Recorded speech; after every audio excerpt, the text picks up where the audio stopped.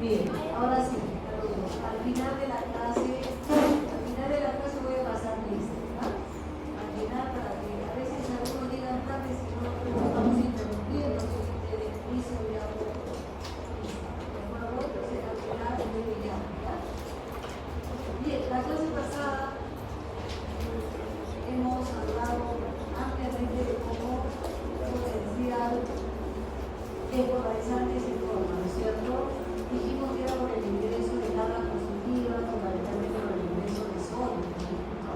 Eso es hasta el momento. Dijimos que, por ejemplo, cuando el neurona alfa funcionaba, ¿no? Generalmente cuando la neurona alfa se despolarizaba, generalmente era porque estaban ingresando cargas positivas de sodio. Hasta ahora hemos hablado bastante de la motoneurona alfa, que es la segunda neurona motora, ¿no es cierto? Porque la primera ustedes saben que está en la corteza cerebral, ¿no? Está claro, creo que hemos hablado con ustedes bastante en la clase pasada. Y habíamos mencionado, vamos a ver esto. Vamos a seleccionar las diapositivas. Vamos a utilizar, mientras tanto les cuento que si he tenido que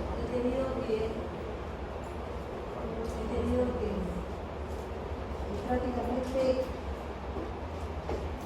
amenazar al empleado y decirle que suspendía la clase para que se ponga agilito y venga acá por él.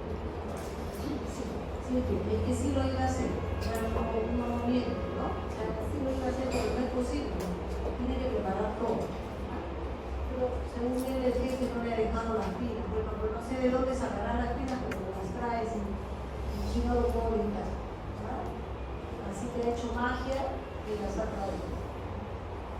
Bien, nos quedamos en la clase pasada allí, en esa diapositiva, y dijimos que existían diferentes tipos de neurotransmisores, los habíamos clasificado, ¿no? Excitatorios, inhibitorios, mixtos, ¿no? Y acá tenemos la acetilcolina, habíamos dicho que la acetilcolina se encontraba en la hormona muscular, ahora la vamos a ver. Está de más decirles, por favor, algunos, algo que no entiendan, levanten la mano, no tengan vergüenza. Ustedes vienen a aprender, ¿verdad? Si se equivocan no hay ningún problema, porque están ustedes en su etapa de aprendizaje. Siempre lo digo, digan, hablen, pregunten lo que quieran, tienen todo el derecho de preguntar. Entonces la acetilcolina se encuentra en la hormona muscular, ¿no es cierto? Y ya habíamos mencionado pues, que también en el cerebro, en la rutina, es decir, y dijimos, recuerdo que en la rutina estaban la mayor parte de neurotransmisores, que ya lo íbamos a ver de una manera inicial. La dopamina, ustedes saben que es sintetizada por la sustancia beta, ¿no? Y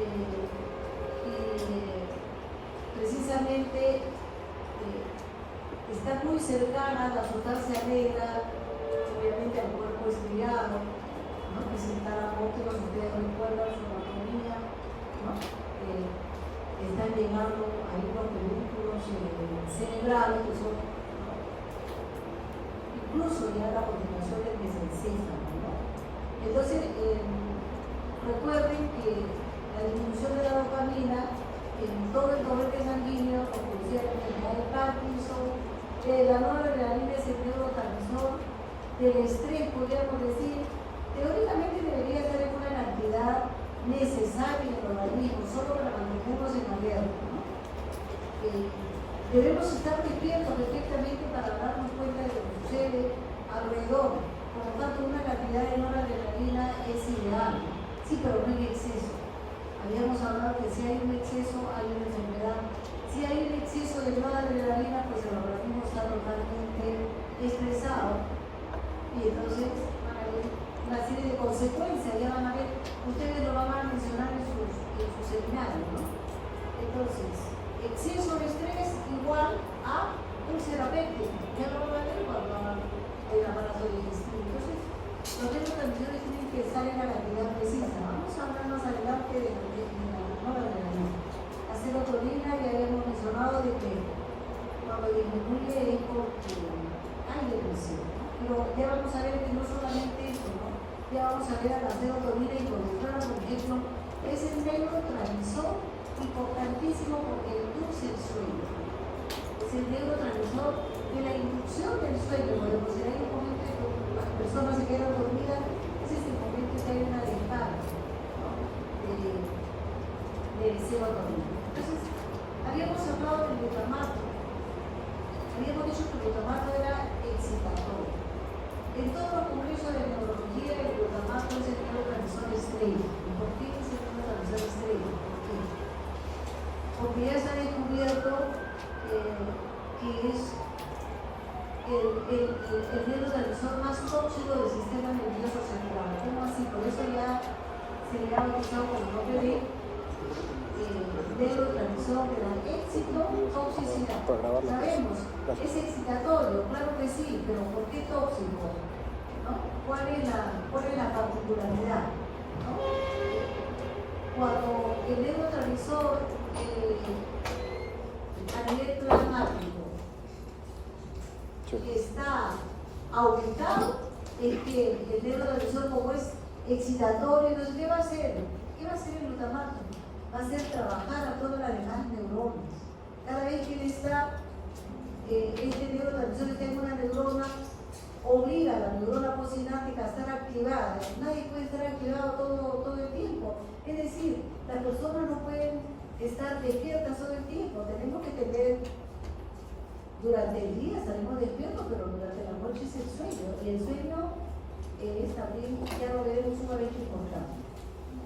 Entonces, en condiciones normales, el glutamato tiene que estar en perfecto equilibrio con un neurotransmisor que se llama GABA. El glutamato a nivel plasmático está en perfecto equilibrio con GABA. GABA es inhibitorio, el glutamato es excitatorio. ¿Qué pasa si por algún motivo el neurotransmisor GABA disminuye? Por ejemplo, se ha encontrado en los pacientes con epilepsia y que tienen convulsiones tónico-clónicas, nacen con el neurotransmisor GABA, los niveles disminuidos. Entonces, ¿qué pasa? Está predominando el glutamato y el paciente comienza a presentar convulsiones tónico-clónicas. Ya es una enfermedad, ¿se dan cuenta? Después de una convulsión, ya veremos más adelante, ya les voy a presentar a mis pacientes epilépticos, ya lo veremos. Después de una convulsión intensa, ¿qué es una convulsión tónico-clónica? El paciente en un determinado momento comienza a agitar todo, ¿no? Todas las extremidades, manos, y cae al suelo. ¿Quién va a estar moviendo todo el cuerpo y solamente paradito ni hablar? Cae al suelo. En el suelo sigue agitándose y pierde el conocimiento. A ese paciente, las convulsiones generalmente duran 3 minutos, en que los músculos respiratorios se contraen, el paciente deja de respirar con tal contracción, peligrosísimo si las convulsiones se repiten, porque con cada convulsión se mueren muchas neuronas. Entonces, después de una crisis convulsiva, le sacamos sangre al paciente, ¿qué encontramos? Glutamato elevado a nivel plasmático. ¿Por qué elevado? El glutamato es el responsable de la muerte neuronal, ¿no? Por haber hecho trabajar intensamente a muchísimas neuronas. Entonces, es importantísimo este neurotransmisor, ¿no? Acá lo tenemos en sus diferentes formas. ¿Cómo funciona un neurotransmisor? ¿No? Entonces, vamos a suponer, acá está la neurona presináptica, por favor, cualquier cosa me dice, ¿no? Y acá está esta neurona postsináptica y acá está su receptor, ¿no? Entonces, el más elemental es tiene varias formas. Cada receptor tiene nombres. Parece mentira, ahora vamos a hablar de estos nombres, poco a poco ya ustedes se van a familiarizar. Por ejemplo, acá este receptor se llama kainato, en inglés, kainato. Este kainato es un receptor muy sencillito, ¿no? ¿Por qué? Porque llega acá, el neurotransmisor se junta con el receptor y se abren los canales de sodio, lo que ya se desconoce, ¿no? Y luego durante la repolarización sale el potasio. Este es elemental. Entonces, ¿estamos entendiendo acá? ¿Sí? La clase pasada les les hice la pregunta, ¿y qué tal si este receptor no fuera del kainato? Acá está interesando sodio. Creo que les hice la pregunta, ¿no? ¿Y qué tal si este receptor sería diferente de otra forma y de otro tamaño y que en lugar de glutamato aquí hubiera glicina? ¿Qué canal es el que se abre? Muy bien, ¿no? Acá me está diciendo él que recuerda claramente que son los canales de cloro los que se tendrían que abrir, por lo cual la neurona posináptica, que es esta, se divide. En este caso estamos en el kainato, por lo tanto, siempre aquí la señal va a ser de tipo excitatoria. Este neurotransmisor va a activar a la neurona posináptica siempre porque es excitatoria. ¿De acuerdo? Por eso es excitatorio.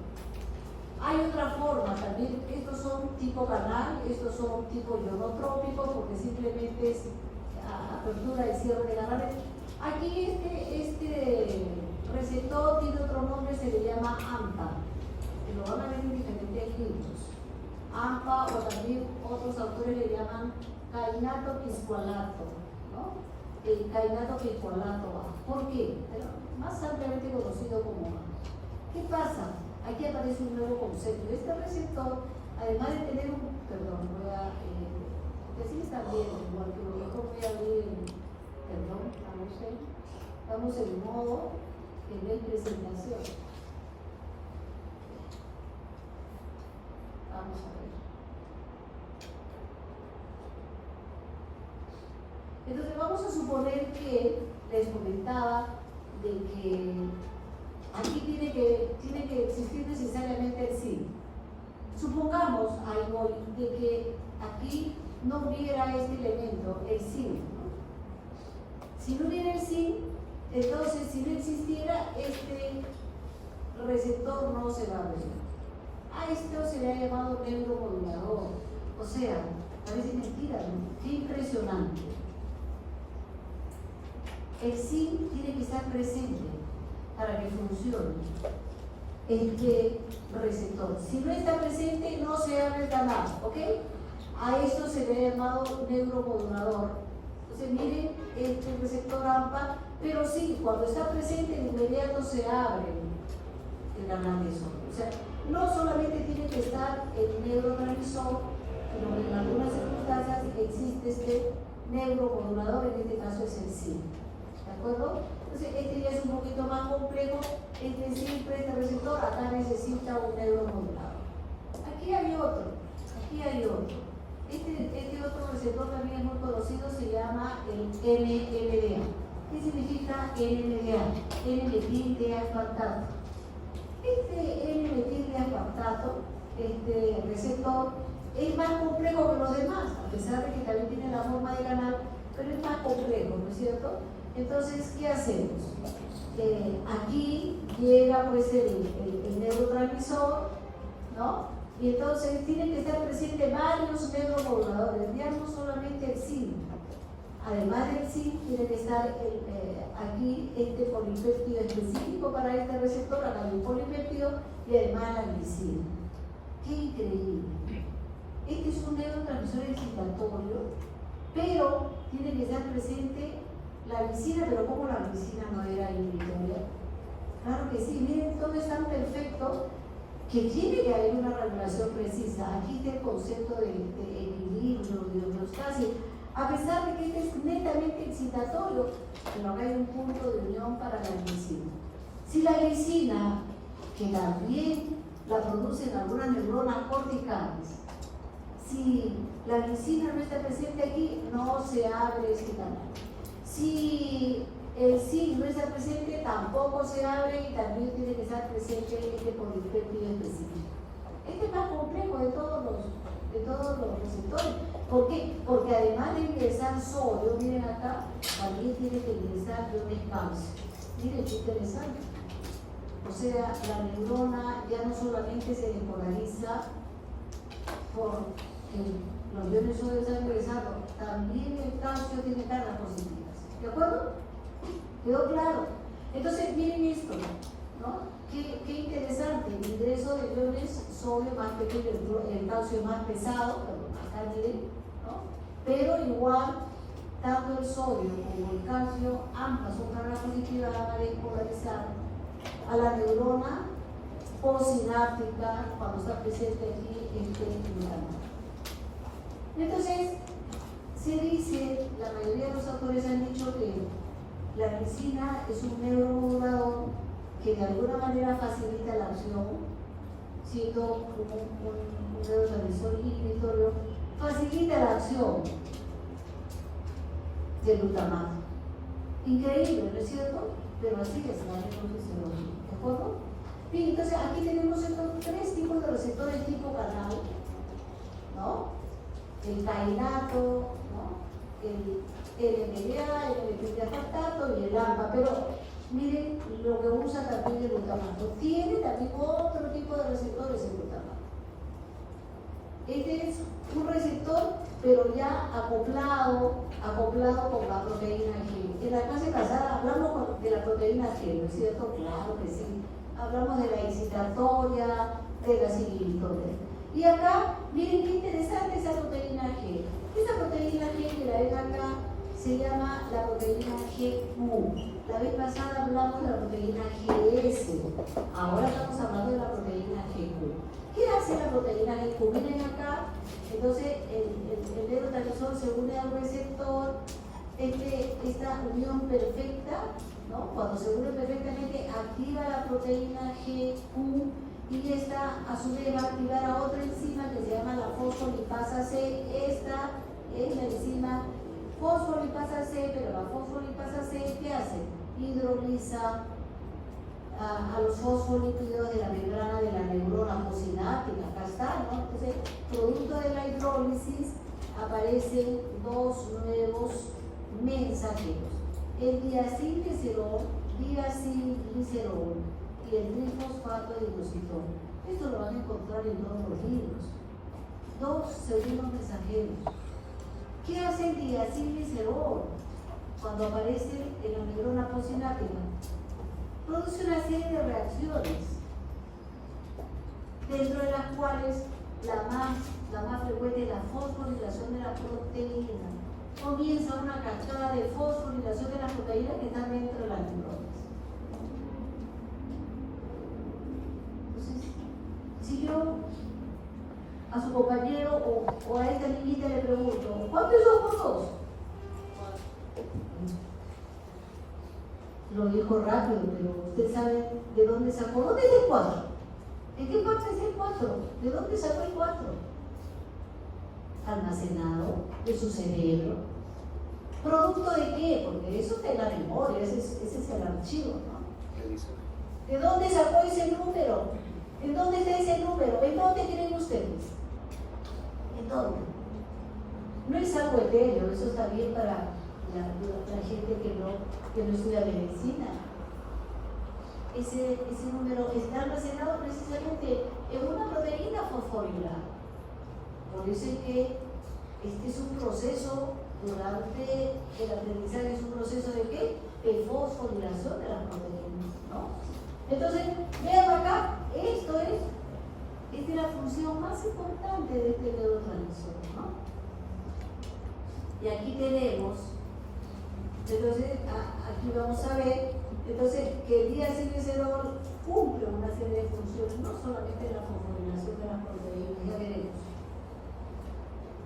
El trifosfato inositol, ¿para qué existe el trifosfato? ¿Qué hace? En la neurona postsináptica aumenta los niveles de calcio, intracelular. El calcio es importantísimo, ya me hablarán ustedes del calcio en los seminarios. ¿Para qué sirve el calcio? Acabamos de ver además que el calcio es importantísimo en la transmisión sináptica, ¿no es cierto? Importantísimo. Seguimos. Y aquí tenemos la cantidad de segundos mensajeros.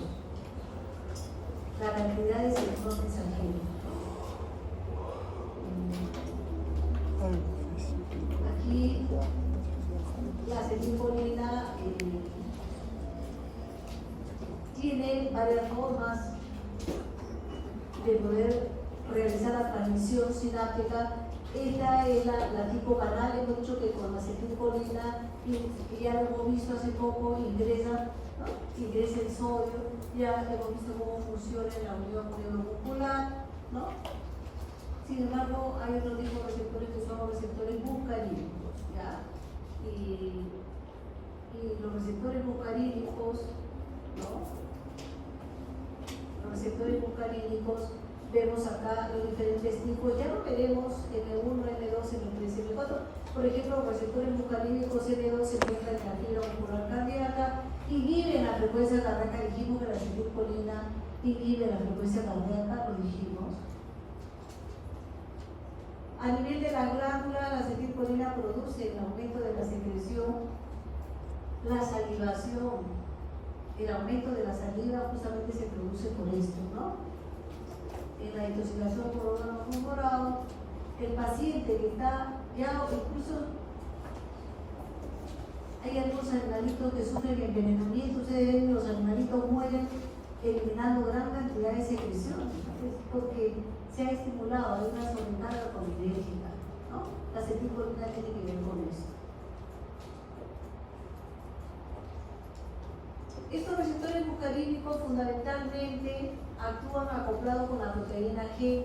Es fácil deducirlo. Acá, si tenemos que se incremente el fosfato de inositol y el diacilglicero, ¿de qué estamos hablando? Aquí está actuando la proteína G. Si disminuye el AMP cíclico, es porque está actuando la proteína GI, porque directamente la proteína GI disminuye los niveles de AMP cíclico, mientras que la GS aumenta los niveles de AMP cíclico, ¿no es cierto? La dopamina, también aquí tenemos sus diferentes receptores, también la mayoría de estos receptores actúan de dos formas. Unos son excitatorios, aumentan el AMP cíclico, otros son inhibitorios, disminuyen el AMP cíclico. Ya veremos también alguna clase para ver los receptores de la noradrenalina, alfa 1, alfa 2, beta 1, beta 2, beta 3, ¿no? Y miren qué interesante, ¿no? Los más famosos son estos receptores beta. Estos receptores beta incrementan los niveles de AMP cíclico a nivel de la fibra muscular cardíaca. Por eso es que se aumenta la frecuencia cardíaca cuando uno inyecta en el paciente noradrenalina o adrenalina, ¿no?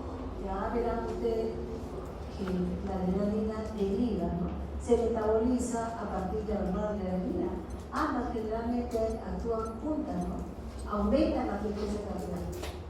Los receptores beta 1, beta 2 y beta 3 se encuentran fundamentalmente sobre la fibra muscular cardíaca, algunos, mientras que estos receptores alfa se encuentran en los vasos sanguíneos.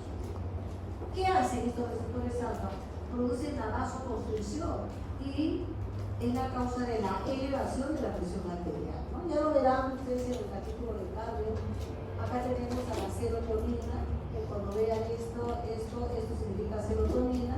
Tenemos acá los diferentes receptores. Imagínense la cantidad, se van descubriendo cada día, se descubren nuevos receptores cada día.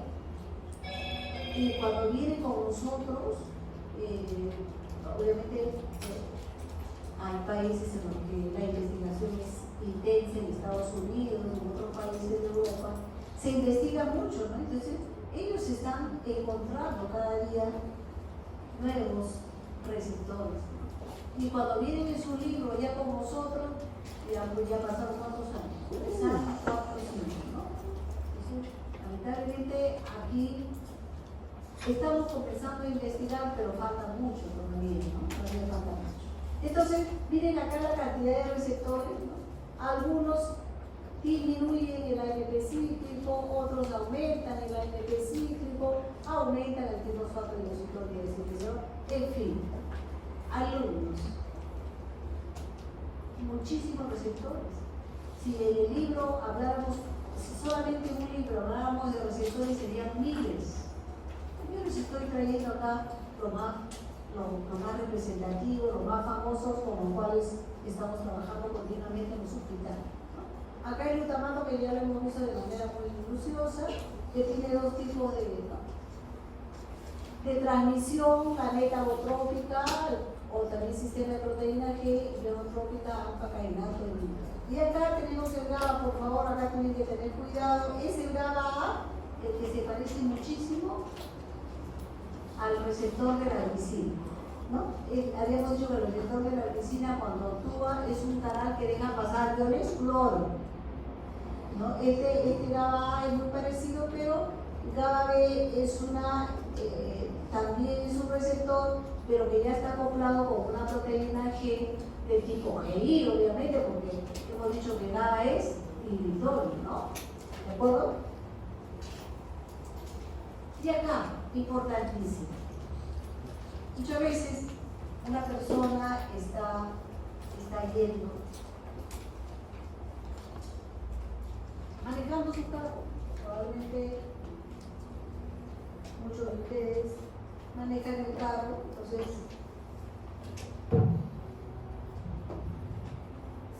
si una persona está yendo por una carretera y aparece bruscamente, como me ha pasado a mí, una persona, ¿qué es lo que hace uno? Frena automáticamente, porque no vas a pensar en ese momento si es un reflejo, ¿no? Porque obviamente no quieres dañar. De inmediato se pone el pie, ese es un reflejo. En ese momento no se piensa, simplemente se pone el pie en el freno. Eso requiere ser sumamente rápido, porque si ustedes se demoran, se van encima y es un drama tremendo, ¿no? Y el freno es para que el impacto también sea menor, es decir, que se le produzca menor daño a la persona que está enfrente. Por eso, en esos momentos se necesita un tipo de sinapsis diferente. Esto que ustedes están viendo es la sinapsis de tipo eléctrica, se llama eléctrica. ¿Y cómo así? Esto existe mucho, este tipo de sinapsis existe mucho en las neuronas de la corteza cerebral. ¿Y por qué? Obviamente no solamente en la corteza, no tienen ahí en la médula. ¿Por qué? Miren acá, esto es impresionante. Esta diapositiva, por supuesto, es prácticamente una especie a nivel molecular, ¿no? Sea esta, por favor, atentos, miren acá, sea esta una neurona de la parte superior. Miren acá hay dos neuronas, esta es la doble capa lipídica, esta es la membrana. Y aquí es la membrana, esta es otra neurona que está en la parte inferior, ¿de acuerdo? Acá la doble capa lipídica, que tienen pues la mayor parte de la neurona, ¿no? Entonces, ¿qué pasa? Pregunta para ustedes. Estas son neuronas que tienen su órbita acá. ¿Qué pasa si esta neurona le cede iones sodio a esta neurona que está en la parte inferior? ¿Qué pasa? ¿Qué te parece que pueda pasar? Apertura. Nada. ¿Se apertura? Se vuelve positiva. ¿Quién me dijo positiva? Eso me gusta, basta con una idea. Sí. Lo que tú dices es correcto, pero ya